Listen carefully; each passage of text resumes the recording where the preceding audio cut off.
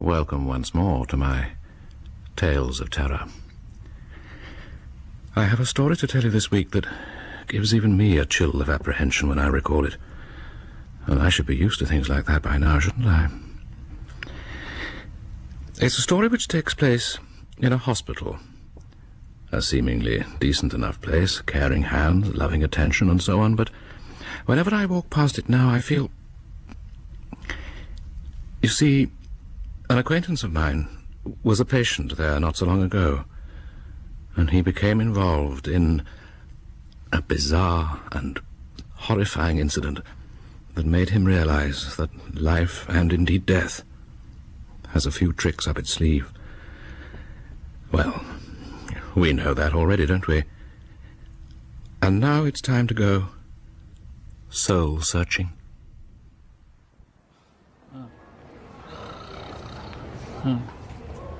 Morning. Come on. Huh? Mr. Timmins, isn't it? Yes. Yes, good morning, Doctor. Chronic stomach pains, dyspepsia. Attendant depression. Is life worth living, my father used to say. Well, depends on the liver. It says here your operation's scheduled for tomorrow morning. Yes. Actually, I'd be prepared to wait a day or two longer if you prefer. Oh, no. Why hang about?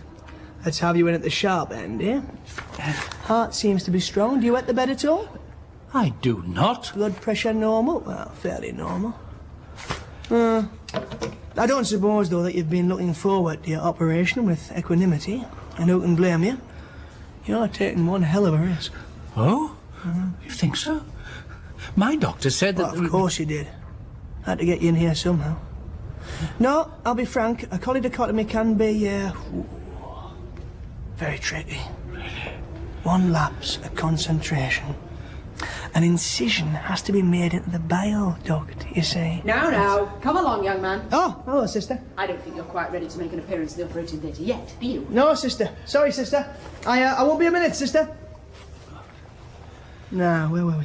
Oh, yeah, the bile duct... As a matter of interest, what is your position in the hospital exactly? Oh, my position? Oh, I'm a student.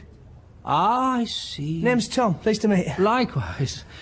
And I take it you won't be involved at all in my operation? No. No, my area, in fact, is parapsychology, with particular reference to communication with the dead. Good grief. They do that here, do they? The mortuary is my centre of studies, of course. I spend considerable time down there. The mortuary? Yes, well, Dr. Kildare can't win every time. It's not a worry, Mr. Timmins. Should the worst come to the worst, as it usually does, you've enjoyed a full and interesting career, I'm sure. Well, but even if I had... You're a tax inspector, aren't you? I am not. I'm a teacher. A teacher? Yes. Oh, is that so? Went to university, did you? Yes. Wife, family? No. She left, took the children with her. There you are, a life full of incident. Seems to me, Mr. Timmins, that if it were necessary for you to wave goodbye to this world in the near future, you should feel obliged to depart in a mood of quiet satisfaction and contentment. Similar to how one is when one staggers out of one's local high street tandoori after stuffing oneself to the gills. You understand what I mean? Well, yes, but on the other hand, to continue the analogy, who's to say that given the chance one wouldn't have been ready for another visit to the tandoori in a week's time, and another a week after that? Actually, I can't manage Indian food, my stomach being what it is.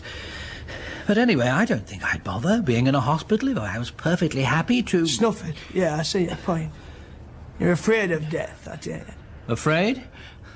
I should say so. What about, the hereafter? I live in hope, but not much. It seems to me that what you need is proof. Eh, Mr. Timmins? Irrefutable, incontrovertible proof of a life to come. It would be nice. Very nice. I've been trying to find that proof for the last 3 years. As part of my studies. I've examined paranormal phenomena, attempted to record spiritual manifestations with some very encouraging results, I may say. Right. But none of my investigations have as yet yielded proof as such. Of course, I personally have, well, a feeling of absolute certainty about life after death, but think what a boon it would be if everyone could be quite confident that when they pegged out, they weren't dropping off into oblivion. Oh, yes. Yes, I'd be happy anyway. Young man, there are things to be done. Time and tide, you know. Wait for no. Yes, sister, I'm on my way.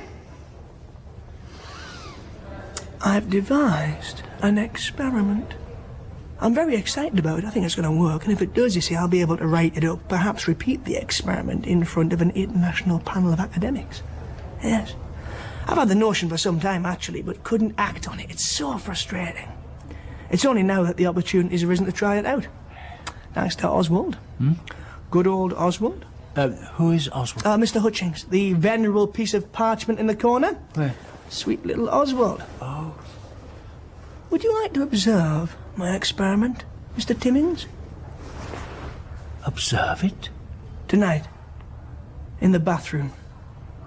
Is this a joke? Mr. Timmins, I never make jokes about matter of life and death. What an astounding piece of good fortune, isn't it, that your arrival here should coincide with a monumental parascientific breakthrough. Oh, you lucky, lucky man. Yes.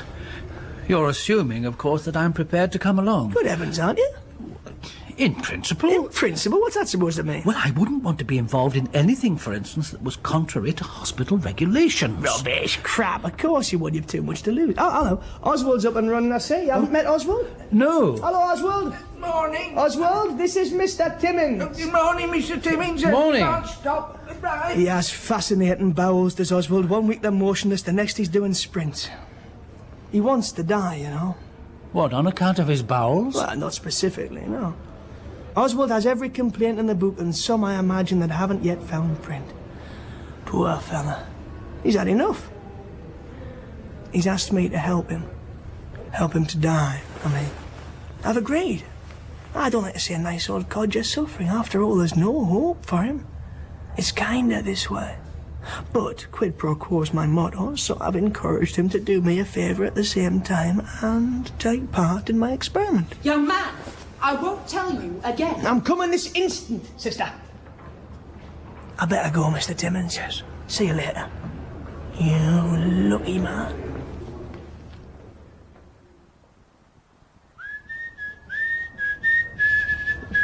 Afternoon. Afternoon, Tom. Feeling excited, are you? Not too long to go now. Look, about the experiment, I've not actually committed myself, you know. I mean, for one thing, I haven't yet managed to obtain Oswald's consent. You what? When I asked him if he'd mind if I came along to watch, I found him extraordinarily evasive. I was hard of hearing. Couldn't understand what you were driving at. Don't worry, though. There'll be no problem. He has enormous respect for the advancement of learning, does Oswald. What's going to happen tonight? Specifically, I mean. I can't possibly go along if I don't know what you intend to do. It's all very simple, really. The experiment rests on the principle that if there is, in fact, a hereafter, the soul, at the point of death, must somehow free itself from the shackles of its mortal body and escape into a new dimension. Yes. We have to assume, too, that though the precise location of the soul within the body has never been discovered, the soul is a specific entity, however small and elusive with me so far. Yeah, well, I understand what you're saying. My idea for an experiment came easily. Perhaps, I reasoned, one could somehow capture the soul before it made its escape at the moment of the body's death. Perhaps one could excise it from the body without doing it any damage and keep it safe and enclosed somewhere. By doing so, you see, one would be able to demonstrate the soul's ability to outlive the body it had inhabited, and one would thus be able to prove, in a simple and dramatic fashion, the certainty of the hereafter. My God. And you intend to perform this experiment on Mr. Hutchings? As part of your studies? As I say, the idea came easily to me, but I concluded on reflection that it did pose a problem. How would I know where to start digging? How indeed? The soul might reside anywhere within the human body from head to toe. I did attempt a trial stab or two at a rat. What happened? It died. After that, I opted for a similar but less messy experiment. I am very relieved. Mr. Timmins, the plan for tonight is this. We ask our friend Oswald to join us in the bathroom cum toilets, assuming he's not ensconced there before us, and we place him on the special scales that they use for disabled or ancient patients that have to sit in a little kind of pan, you know? Yes. We take note of his weight. I administer the fatal cocktail, the elements of which I've borrowed from the dispensary. We say farewell to the wretched Oswald, and as soon as he is out of his misery, we take note of his weight once again. After making appropriate adjustments for the weight of the lethal dose itself, we will find that dear Oswald, well, what was dear Oswald, now weighs less than he did before. How will we be able to account for this except, quod erat, I believe demonstrandum, that his soul has left his body? Good grief. Good grief. Yeah, I thought you'd like it. See you at midnight, Mr. Timmins.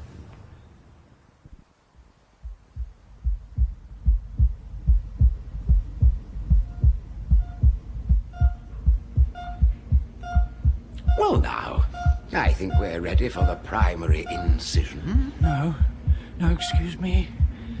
Just 3 inches to begin with. Lovely, yes. We can always enlarge later. Excuse me if you don't mind, I'm still a little bit awake. I know this chap, actually. Timmins. Teaches at my son's school. Please, Weak, ineffective fellow. please. Right, scalpel, please. Not enough anesthetic. Help! Help! Here we go. Ah, that's lovely. Swabs. Scissors.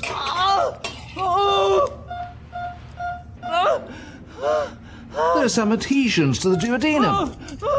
Ah, we'll have to pull those away first. Yes. Right. Splendid. Mr. Timmins! Now, the liver will have to be drawn upwards. Yes. Mr. Timmins! Steady. That's it. For God's sake, Mr. Timmins, you'll wake the whole ward! Shh, shh, shh, shh. What? Get a grip, Mr. Timmins. Time to move along to the bathroom. Bathroom? The experiment. Oh, yes. Of course. The experiment. Oh. Dear old Oswald. He didn't look that ill this morning, really quite perky. Yes. Amazing courage. Right. Night nurse is at the far end, so if we get going now, there'll be no problem. Ready? It's a tricky one, isn't it, euthanasia? Is it? I'm aware, obviously, of all the arguments in favour, but on the other hand... Yes? I'm aware of all the arguments against. Mr. Timmins, are you pulling out? Not necessarily, no. After it's all over, will you tell people what's happened? Tell them. Oh, yes. There's no point trying to cover up. You won't mention me, though, will you? No. You promise? Scout's honour. You have Oswald's permission in writing, I take it? Heavens, yes. Of course I do. Even so, you know you'll lose your position here. At the very least, you could even end up in prison. Yes, I'm aware of all the possible consequences. Thank you. You're coming. Well, I can't make up my mind. Mr. Timmins, be smart, Mr. Timmins. Just think how much more confidently you'll approach the operating table if you're strong in the knowledge of a life hereafter. Yes, that's true. I had a shocking dream just now. Here's your dressing gown. Wait, I could stay here, I suppose, and you could give me the result later. I could, but if I did, how would you be certain I was telling the truth? Oh. Eh? You should never take anything on trust, Mr. Timmins. Coming? Yes, very well. Good. Slippers, Mr. Timmins. Oh, yes. We don't want you getting cold feet again. There we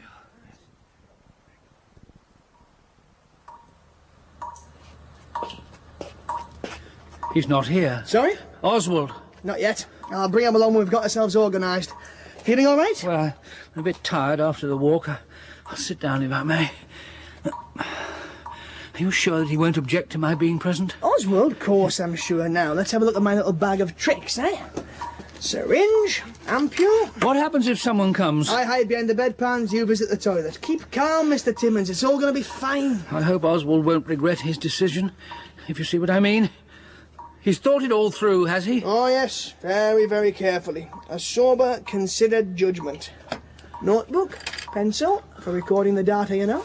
Sandwiches, a ham and pickle. You care for one? What? No, thank you, no.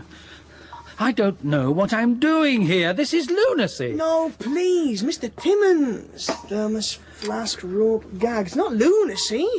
Discovery. Rope, did you say? The onward march. The enlightenment of mankind. Rope? Gag? What are they for? I've dreamt of getting this opportunity, Mr. Timmins. Articles in learned journals, lecture tours, a professorship. To achieve all that, it would be quite something, wouldn't it, for a man in my situation? You're not a student at all, are you? I am. Part-time. I've no backing, you see. I've got to work. That's why I'm doing this stint as a porter. Porter? I don't dislike it. A trivial round, a common task. And of course it takes me to the mortuary from time to time. More to the point, it's offered me this wonderful chance tonight. Yes, as I say, my research is entirely self-funded, independent too. I'm completely on my own. Well, what do you expect, eh? People in this country are so blinkered, so hidebound. They're scared of innovation and original bastards. When I was at school, you know, I was never given a chance. They didn't like me. I was different, you see. I didn't kowtow. I questioned things too much. They couldn't cope. Threw me out as soon as they could, eh? Yeah, well, this'll make them sit up. Now, Mr. Timmins, you were asking what this rope was for. Yes. I'll tell you, Mr. Timmins, it's for tying you up. Tying me up? That's right, if you don't mind, and could I ask you please not to struggle. What? Not in your condition. We don't want you dead before I've had a chance to wear you. No! The bag, as you see, has an important function too. I'll tie your hands now, if I may. Keep still. I said, keep still. Yes, I told you a little fib this morning, I'm afraid, about Oswald. Never take anything on trust, Mr. Timmins. I did warn you. I feel a bit rotten about it, really. The deception, I mean. But let's face it, you'd have hardly jumped at the invitation to be my guinea pig. I had enough difficulty persuading you to come along and watch. Right, now your legs. As far as I know, dear old anal-fixated Oswald has every intention of clinging desperately to his pathetic life. So that's good news, isn't it, eh? Because you were rather worried about him. This way, I'm going to pop you on the scales. Don't try and resist, Mr. Timmins. Look forward to your soul's release with enthusiasm. Life on the other side, I'm sure, is far to be preferred. Plonk yourself here, Mr. Timmins, will you? Sit! Thank you.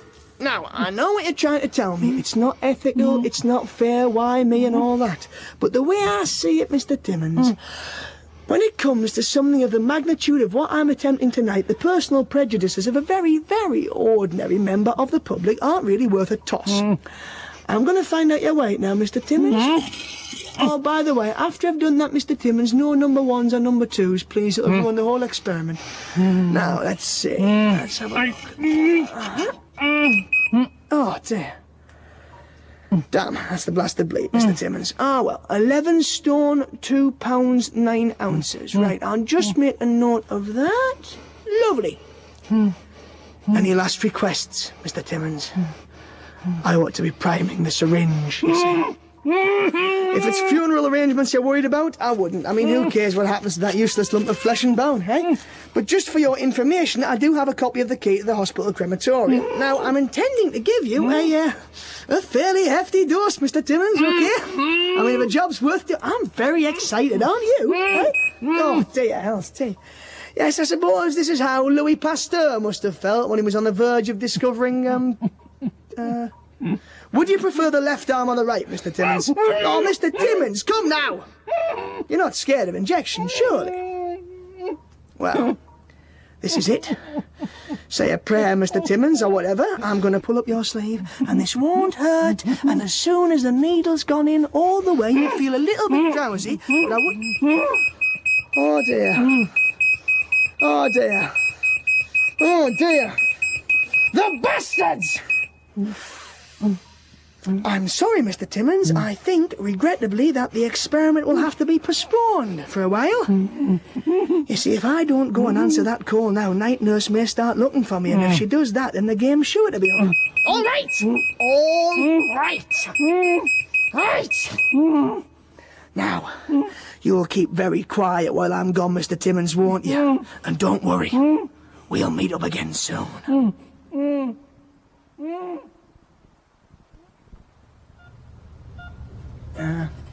Oh, there you are. Hello, nurse. Everything all right? No, it's not, since you ask. I've been trying to bleep you. You haven't, really? Oh, I'm sorry, nurse, but I'll swear to you. This thing's never made a sound. What's the problem? No problem as such, apart from your disappearing act. Mr. Hutchings has died. Mr. Hutch? Oh, Oswald. I'd like you to fetch a trolley, please, and wheel him down to the mortuary. Yes, nurse. Oswald. Well. Have you done this before? What, removing the body? Oh, yeah. No, not at night. Here's the key to the mortuary. The building will be unattended. Well, not entirely, perhaps. Once inside, simply wheel the trolley past the post-mortem area and through to a little alcove on your right. Marked pending? You're to leave Mr. Hutchings there. Understood?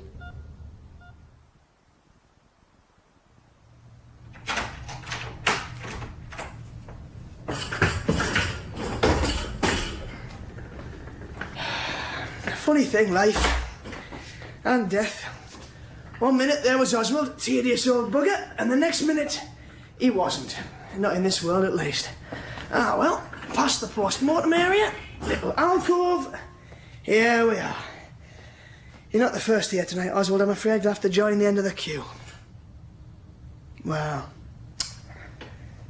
cheerio, Oswald. What was it the poet said? Well, anyway, all the best. I must dash back. I've got Mr. Timmins waiting for me. Who's that? Hello? Who is it? It's only me. Good God. I hope I didn't frighten you. Frightened me, Mr. Timmins? Heavens, no. No, I am a little surprised, I admit. Yes, I thought you might be. Sit down, take a deep breath. Sit down, yes. Mr. Timmins, would you mind very much if I asked you how the hell you managed to escape from the bathroom? Not at all. You can ask. The night nurse didn't find you, did she? No. And you've not spoken to her on your way down? No. Oh, well, that's a relief. So, who was it then who set you free? Tom, listen. I have a proposal to make. I don't know how you'll feel about it, but, well, I'm still very keen for the experiment to take place tonight, if it's all the same to you. What? The thing is, Tom, it seems to me that we can't possibly pull back now, not when we have the chance of making such a magnificent parascientific discovery. Having come so far, we must press on, make the vital breakthrough in the growth of man's knowledge about himself. Oh. I agree. I have to admit, though, it's very sporting of you to volunteer, especially after, but... Fine, then. Well, if you're sure, let's proceed back to the bathroom, shall we? Actually, Tom, I'd like us to conduct the experiment here. Here? Oh, no, Mr. Timmins, that's impossible. There's no scale. Here has to be. I'm not taking part otherwise. But I don't understand. How are we to manage? You'll see. Oh, by the way, I brought your rope along with me. Huh? Thought it might come in handy. Right, I'll lock the door, shall I? We don't want to be disturbed. That's better. Ooh. Are you cold, Tom? Just a bit. Sorry about that. Don't feel the chill so much myself. I gather it's Mr. Hutchings you ferried down here. That's right. Who told you? Yes, well, comes to us all eventually. Though personally, Tom, as I think I explained to you earlier today, I'd much prefer it to be later than sooner. Or rather, that's what my preference would have been, Tom, if I'd had the choice, Tom. If I'd lived. If... Stretch out your hand, Tom. Try and touch me. Why so startled, Tom? Surely you've met a spiritual manifestation before? Now you can work out how I made my escape, can't you, Tom? Clever boy, Tom. Top of the class. Yes, thanks to you, Tom, I've been set free forever from my earthly bonds. My sweet earthly bonds. I don't understand. I never gave you the injection. Heart attack, Tom. You induced a massive seizure. I was dead within minutes of you leaving. Oh, what a stupid waste. I had so much to look forward to, especially without the wife and kids. I'm sorry. No, really, it's me who should apologise, I suppose. True. But don't worry, Tom, you'll have the chance to make some amends. To work. The experiment. The experiment? Oh, yeah, look, I've tried to explain. Of course, I don't actually require proof any longer. I have personal experience. But the world at large... Now, don't move away. I've told you it's impossible to carry the thing out. Just relax. There's no scales, you see. You keep away. There's no scales. I can't be done. Hands off! Calm yourself, Tom. Calm yourself. Tom... You weren't beginning to think, were you, that I intended to perform the weighing experiment on your own person? Tom, really?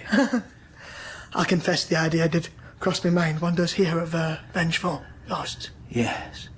But you see, it's not that experiment that interests me, Tom. It's the other one. The proposal you seem to have discarded on grounds of impracticality. No. It would be a marvellous achievement now, wouldn't it? To find the precise location of the soul, to be able to excise it from the body. What I'd like to do first, Tom... Poor Tom. See how easily I hold you down. What I'd like to do is to tie your hands and feet. You're not about to faint, are you, Tom? That's better. I wouldn't want you to miss a single minute of this. Next, I'll put you on this splendid stone slab. Now, conveniently placed here, we have some rather promising utensils. Scalpel, saw, drill. Keep calm, Tom. I'm not going to kill you. Not until I've found your soul, I mean. I'm assuming, of course, that you do have a soul. You ready? I'll take that to indicate assent. Oh, the onward march of knowledge. That's what it's all about, eh, Tom? Right. Now, where shall I begin?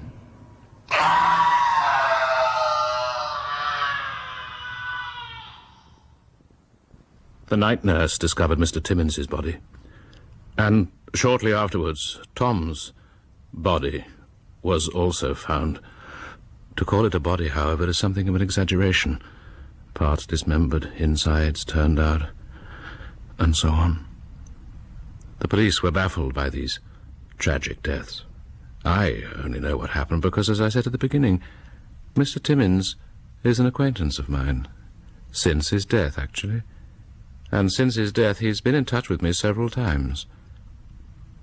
He's not very happy on the other side. Very angry at what happened. Understandably, of course, but not half as cut up as poor Tom. Helping me to tell you that story were Bernard Cribbins as my acquaintance, Mr. Timmins, Sean Prendergast as Tom, and Norman Bird as Oswald. Joan Walker was the hospital sister, Rebecca Jones, the night nurse, and Steve Hodson, the surgeon. The play was written by Martin Wade and directed by Peter Fozzard. My name is Edward De Souza, your man in black. And I invite you to join me next week to listen to a child crying.